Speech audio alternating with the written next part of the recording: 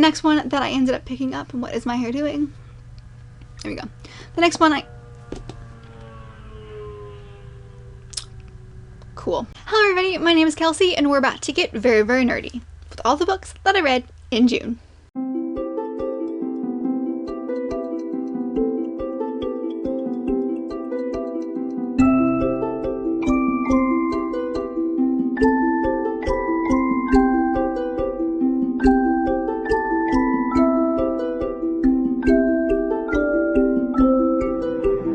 So I read 12 books again in the month of June. That seems to be my average lately. However, that is going to change next month because I do start my job next month.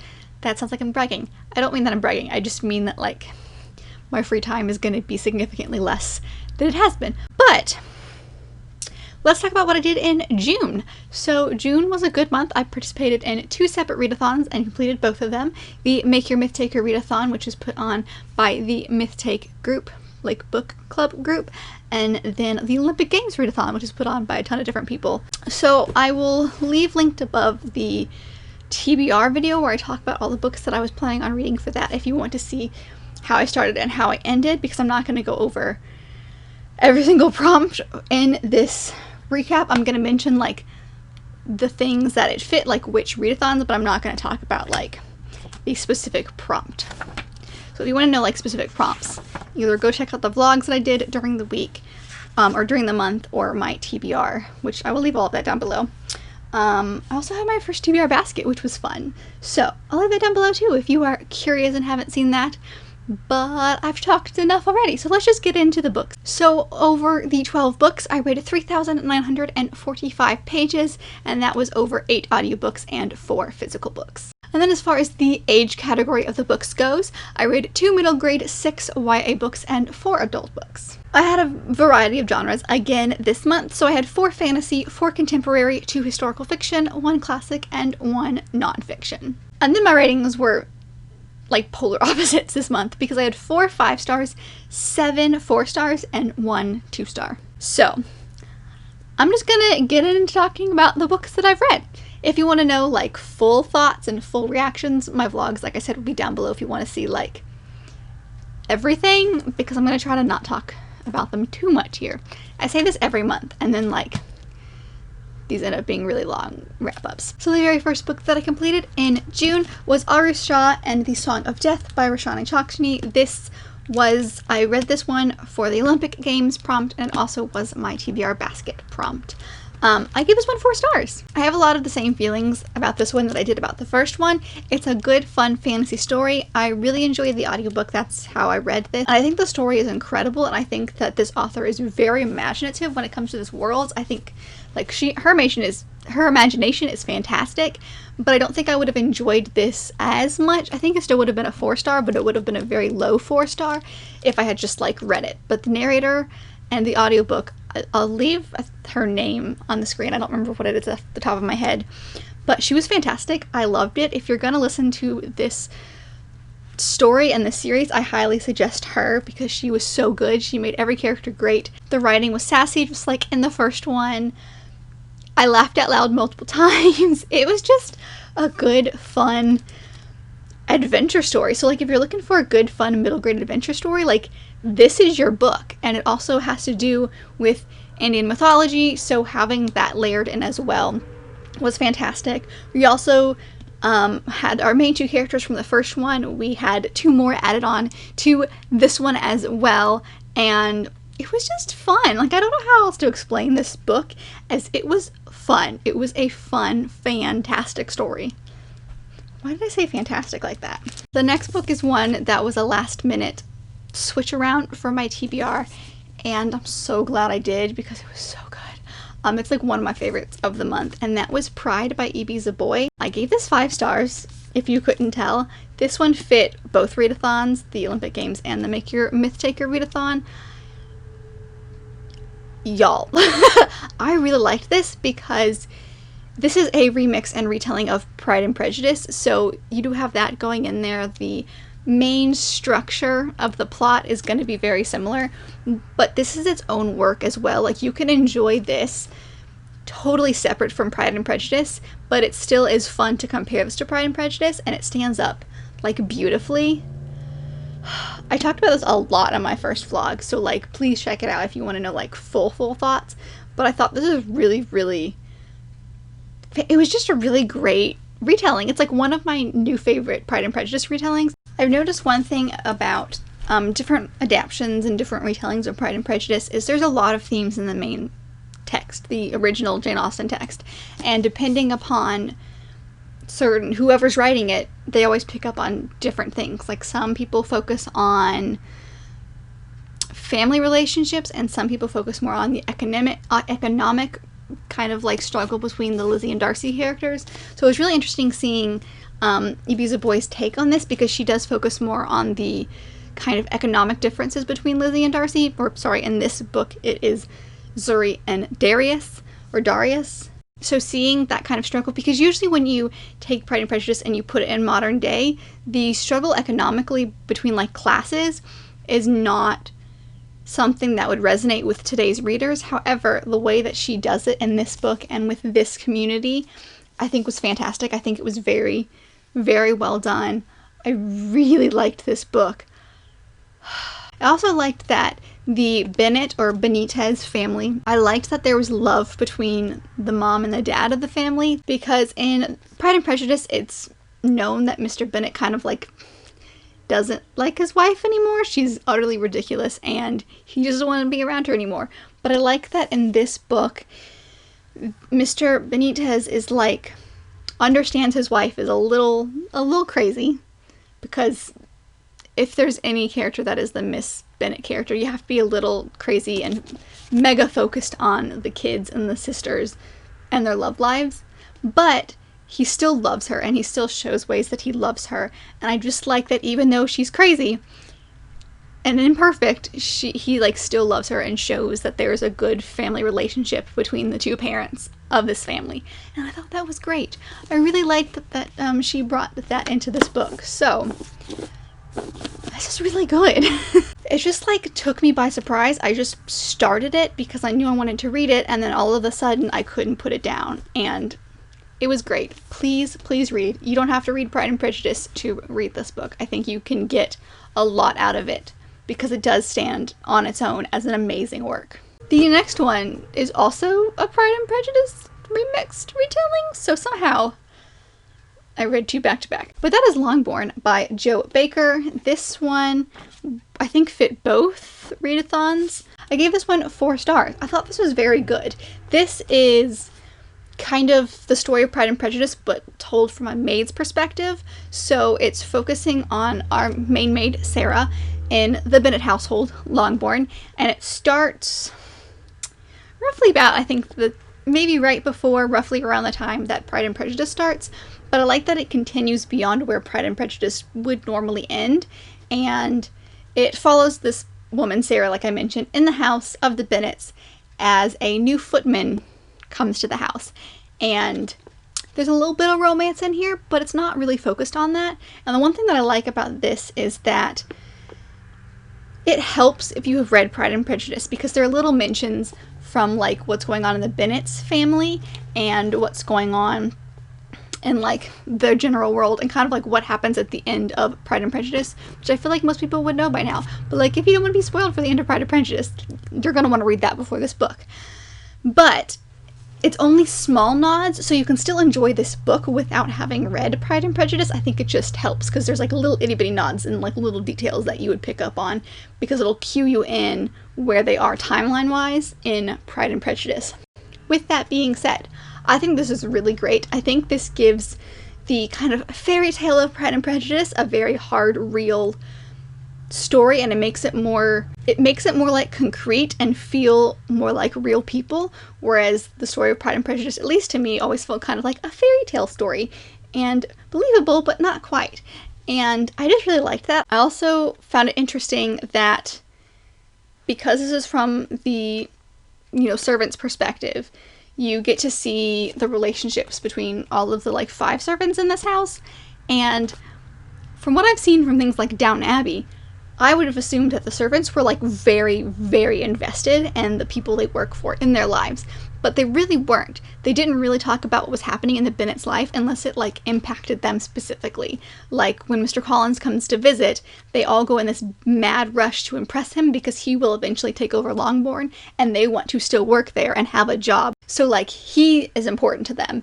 And like little things like Sarah goes with Elizabeth when she goes to visit the Collinses once Mr. Collins gets married to Charlotte, and like she goes with her there. So like there are things that she does that like fall in the main timeline of Pride and Prejudice, but it's barely focused on that, and you kind of forget that those are the same people because it has like almost nothing to do with their plotline because their lives are totally different. The biggest thing that I found so fascinating about this book was that the characters that I love and hate in Pride and Prejudice, I had the opposite opinions about in here. The two examples of this that I have are Mr. Collins and Mr. Bennet. By the end of the book, I loved Mr. Collins and I hated Mr. Bennet, which I thought was fascinating because in the original text, it's the reverse. Mr. Collins drives me crazy and I cannot stand him, and Mr. Bennet is a sweetheart and I love him.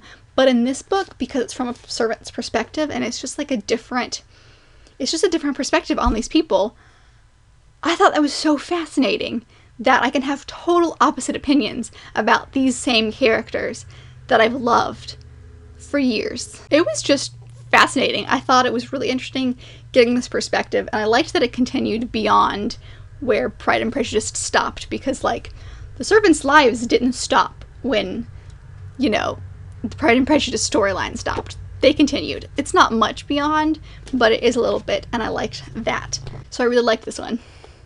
I liked it a lot. So the next one that I ended up picking up was Brave New World by Aldous Huxley. I read this for both of the Readathons. This is a reread for me because this was one of my like favorite books that I read when I was a senior in high school, because we read this for an English class and I just loved it. And it's always been up there in my head of being one that I really enjoyed, but I couldn't remember like anything about the plot. I remembered the world and I remembered like feelings I had about it, but I didn't remember like the plot at all. I just wanted to reread it because I didn't want to keep saying that this was my favorite, like one of my favorite books, when I couldn't remember like anything about it. With that being said, I still gave it 4.5 stars. This was surprisingly good. I remembered and had all of the same feelings that I did the first time I read it. I really liked this world. I really liked this like classic sci-fi look on humanity and what makes up happiness, because like that's basically what this is set. It's set in a world where like everyone is supposed to be happy, and if you're not happy, then you're either not taking enough drugs to make you happy, or like there's something seriously wrong with you. And it's just it was just fascinating. And there are definitely like a lot of themes in this book that I don't think I picked up on the first time that I definitely picked up on this time. It is not necessarily a happy story, but I just liked going back in this world and reminding myself of the things that I liked about it and just getting a new perspective on it. The writing style is very scientific and methodical. It reminded me of the writing style of, oh, what's that other one that I have by Ursula K. Le Guin? Left Hand of Darkness, but like I liked this one. That sounded really harsh. But I liked going back in this world, and am obsessed with this cover. So pretty. The next book I read was Every Heart a Doorway by Seanan McGuire, and I gave this one 4.5 stars. This I read for the Olympic Games readathon, but it was also one of my TBR basket picks. This is the start of a like small fantasy series that like everyone here on BookTube talks about. I loved this. I loved this so much. It is such a short story, and I've heard like people either love this story or it's mediocre. Like there's not really an in-between. And I fell on the side of I really loved this story. I thought this world was so imaginative because in such a small book, the author has to not only come up with this boarding school type situation where all of these kids go, but she also has to come up with all of the individual worlds that they came from and the difference between them. That's a lot of like planning and thinking for an author, and like, oh, she done did good. The writing style has like the perfect mix of like lyrical and like straightforward. It's just like this is my writing style. This is it. This is what I like. Also, the amount of representation in this book is phenomenal. Our main character Nancy is asexual. We have a trans character as well. Those are the two that are sticking out in my head, but there's like a ton in here, and it's fantastic. The rep is out of the roof, and I don't think I knew that going in. I think I knew there might be some, but I didn't know what it was, and then like right out of the bat, like right out of the gate. So great.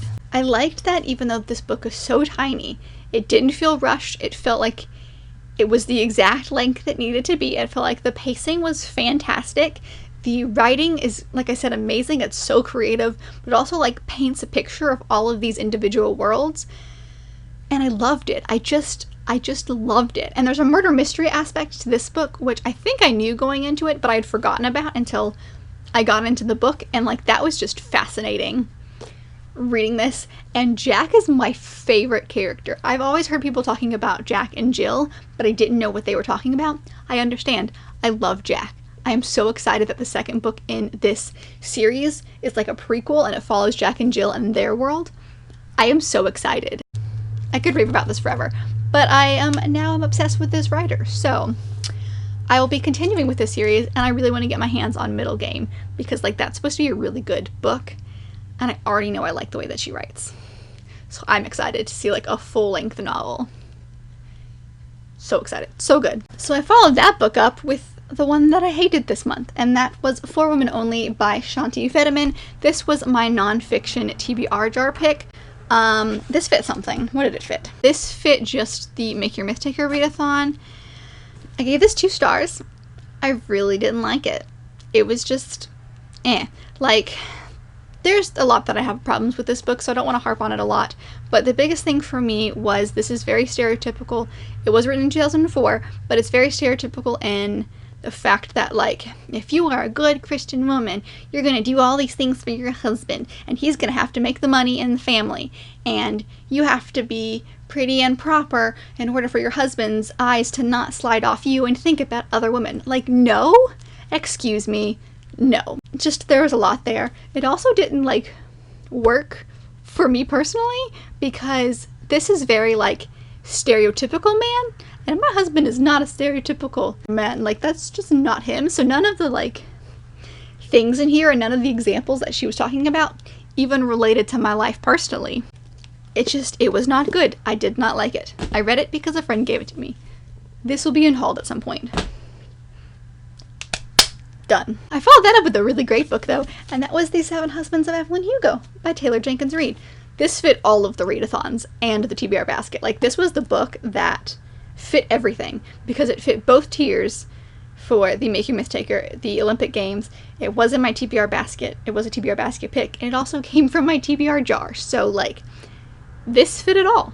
And I loved it. It was 5 stars. I did listen to the audiobook of this, and I think I understand why people always say that this book feels real to them, and I think it is because this book is told basically from dual perspectives. So you've got the perspective of the reporter, Monique, who is interviewing Evelyn Hugo, and then you have sections from Evelyn Hugo's point of view, and in my head those are basically like the sections where she is telling her life story, and those are the sections that go into the book eventually whenever Monique is writing this story about Evelyn's life. And then there are other sections where they're like clippings from articles online, and then the newspapers and little flashes from like the media are in here as well. But the audiobook has 3 separate narrators. We have one for Monique, we have one for Evelyn, and then we have a third one who does all the little like magazine clippings and stuff. I think the biggest reason why people think that this feels real is because the sections from Evelyn Hugo's point of view feel so real. They feel like the classic Hollywood style. I've read a couple autobiographies from that time period, and this gave me so many flashbacks to when I was reading Love, Lucy by Lucille Ball. She also like was in classic Hollywood like that time period as well, and so there was a lot of feelings that I got from that book that I got in this book. And I really liked it. I knew that there was going to be LGBTQIA plus representation in here, and there was. I just didn't know exactly what it was. My theories were correct, which was fine. That was not necessarily a spoiler for me. But I liked it. The ending made me cry like a baby. I had a lot of emotions for it, but the switch in the end, when we learn why Evelyn chose Monique, I audibly gasped multiple times, and I literally, like, I sat like this while I was reading the last section, gasping every, like, 5 words because I could not believe it. It was so well crafted. I understand why people love this book now. I get it. I get it. I forgot to get a glass of water before I started, and now I am regretting that decision. The next book that I picked up was The Black Flamingo by Dean Atta. This one came out in June, I want to say. It came out this year, but I really want to say it came out in June. Why am I looking there? It's not going to tell me the month. This one fulfilled a prompt for the Aphrodite, like the Olympic Games, I want to say. I ended up giving this one 4.5 stars. I really liked this. This is told in verse, and it's about a young black boy in London who discovers drag for the first time, is basically how it is marketed. I will say drag does not become a big part of it until, I want to say, well over halfway into it. This is fascinating because it follows this kid from when he is 6 up until like 20, maybe, like college aged. I listened to the audiobook of this because the author is the one who actually like read the audiobook, so I listened while I read along, and as you can see, I've tabbed, actually maybe you can't see, I've tabbed a ton because there are so many moments where he talks about being black and gay, and I'm like, obviously I can't relate to either of those things, but they just like hit me. I just had so many moments of I was like, damn. And you like think about something that you've never had to think about before, or you just haven't thought about before. So it definitely gave me a different perspective, which I did enjoy. I did like learning that side of things. It was fantastic watching this kid kind of find himself and who he is in the world and becoming confident in that. It's just a nice, like, coming of age story. I really enjoyed, like I said, this book starts when the kid is 6 and goes until his late teens, but I liked how it felt like the kid was 6 at the beginning, and it was just simple switches, like really tiny things that he did, where as you're reading, you feel like the character is growing up, but you don't realize it, and then all of a sudden you think back and go, wait a second, I remember when he seemed like he was 6, and now this writing really feels like he's 18. And I just think that was fantastic that he could do that. That he could, in verse poetry, like, which is even less words than you would normally have, he was able to show this kid growing up in his writing. It was really good. I highly recommend, and I highly recommend you listen to the audiobook of this by the author while you read. Perfection. The next book that I picked up was also a new release in June, and that is A Song of Wraiths and Ruin by Roseanne A. Brown. Got her first name on the first go. But I gave this one 4.5 stars. This one fit prompts for both readathons that I did, and I really liked this. I picked this one up because A, the cover is just stunning, but it was marketed as a hate-to-love fantasy romance. It sounded amazing, and there was a buddy read that was happening on Instagram by Treat Yo Shelf Buddy Group, and I decided to participate because it seemed like fun, and otherwise it would have been a very long time before I picked up this book. But I really, really liked this book.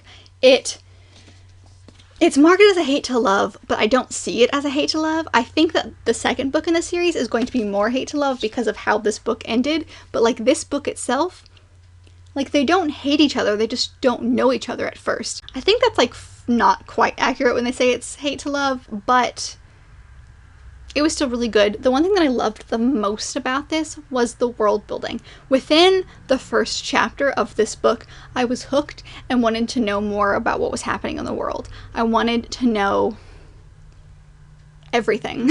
I wanted to know all the folklore about this world. I wanted to know their like religious system, because the gods in this religious system is like fascinating. And like this, I've said this before on this channel in one of my vlogs, but this book is not a thin book, but this book could have been this long and had zero plot and was just talking about the world, and I would have enjoyed every second of it. The plot was good, do not get me wrong, I very much enjoyed the plot, but the world building in this world is so interesting to me that I would have read a book just about it. It was just really good. It was just a good African folklore fantasy. I enjoyed it, and I'm so glad that I picked this one up. The next book that I read wasn't for any readathon, but that is The Vile Village, the 7th in the series of Unfortunate Events by Lemony Snicket. This one I am rereading this series with Serena from A Wandering Mind. I've mentioned that a lot on this channel, but we were at 7 this month, so that is what I read. This was good. I think I gave it 4 stars. I did give it 4 stars. There's not really much I can talk about this because it's so far into the series. It was good. We get to see like little, even more snippets of this plot that's developing around them about like what happened to their parents. So I think that was fascinating. And then the next book starts off where they stop going to Guardians and they're now kind of like on their own. But we're starting to get closer and closer to the parts that I remember nothing from. And I'm excited. It was good. I still really enjoyed it. I did listen to this one on audiobook as I read along because I found out that Tim Curry did the audiobooks on Scribd and they're fantastic. And I really enjoy him doing them. So it was good. There's not really a whole lot I can say on this because it's such a small book and it's a middle grade and it's so far into the series. But I'm enjoying it. And I am excited to continue with the series. Even the next one takes place in a hospital. And the cover has a creepy saw. It's not going to be good. But we'll see. The next one I ended up picking up was Clockwork Prince by Cassandra Clare. This is the second in the Infernal Devices series. This cover is shiny and I apologize. I ended up giving this one 5 stars just like I gave the first one. It was very good. I liked the plot and the twists and turns in this one so much more than the first one because there's a lot of like scandal and blackmail and like learning secrets about people's families, and like that is my thing. I love that. So we had that in this book and I very much enjoyed it. We also see more of the love triangle in this book as well because we had Tessa with like one boy in the first book and then this one is where she gets to like know the other boy.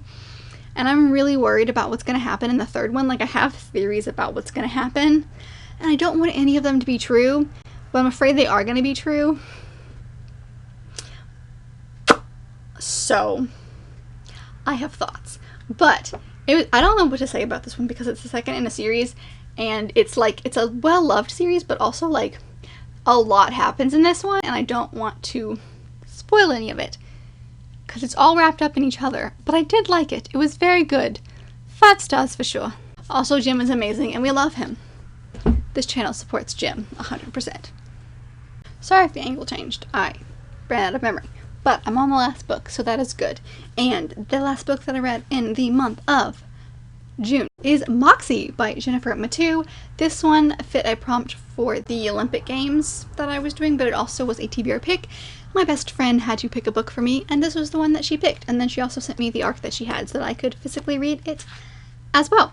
And I gave this one 5 stars. It was amazing. I really liked this book. I didn't really know what it was about going into it. I did know it had to do with like feminism, but like literally that was it. And I just really loved a lot about this book. So it tackles feminism. It tackles basically sexism in this high school where the principal is the father of like the star of the football team and the entire town is just like about this football team to the point where like other teams who have actually done better than the football team are getting forgotten and the football team is all anything or anybody ever talks about. So going into this, I had a feeling it was going to make me angry, not because the book was bad, because it was not. The book was very, very good, but because the things the boys were doing in this book was going to like ignite a fire within me. And it did just that. So you know it was a good book when I had very strong emotions about it. But it's this girl who like sees all these things happening and finally just says, I'm done, and makes this little magazine that she calls Moxie and hides it in the girls' bathrooms and then does like calls to action where like the girls stand together and do like very simple things. Like the very first week she has all the girls write stars and hearts on their hands. And then just like what happens in this school and in this town and like what escalates from this one act of rebellion, basically. And it was very good. I loved seeing our main character, Vivian, grow as a character. I loved seeing her grow with her best friend, who was not on board at first, but then like throughout the book, she becomes very, very feminist by the end of it, and seeing their like friendship struggle and then become what it is today, to see her get her first boyfriend and then also have to struggle with this boyfriend because he doesn't understand some of the things and why they're bad because he's a boy and he doesn't have to go through these things, and then like see them struggle and then kind of what happens after that. It was just very, very well done. I will say trigger warnings, which I did not know going in, but there are trigger warnings for sexual assault, and rape. They are not on the page. Like, the rape is definitely not on the page. It's not described. It's just kind of like mentioned as something that has happened. The sexual assault, however, is not on the page, but it is described because the person it happens to is describing it to a friend. So just be aware, if that is a trigger warning for you, that is in this book that I didn't know going into it myself. But it was, I really liked this book. I think it tackled this feminist issue and the talk of feminism very, very well. The author layered in different things, like there's like the tiniest bit of LGBTQ plus rep in this. It's like a mention, it's not really anything. And then she does like layer in racism as well with some of the students at this school. And I just think that she did a great job. My favorite thing about this book that I thought was so funny was that she writes like teenage Kelsey thought, because Vivian gets her first boyfriend and like has to deal with like talking to a boy for the first time, and is very sarcastic and like over exaggerates everything in her brain, and like that is what I did. This Vivian is me. That was me when I was in high school. So I think she like wrote the teenage girl very, very well. It was good. It was a very big sigh. I really, really liked this book, and I really want my own copy because it's fantastic. So that's it. Those are the 12 books that I read in the month of June. I kind of sped through them, but I didn't want to talk about them too long because I talked about them a lot in my vlogs. I had a very good reading month, I think. Most things were 4 or 5 stars, except for like the one thing. But yeah, that is what I read in June. I hope you guys enjoyed. Let me know down below what your June looked like. If you've, read any of the books that I've mentioned here today, what your thoughts on them were, or like what your favorite book that you read in June was. I would love to know. But if you did like this video, make sure to give it a big thumbs up and subscribe down below if you want to be part of this awesome growing family. I have all my social media down there as well if you want to follow along on any of those, and I will see you guys in my next video. Bye!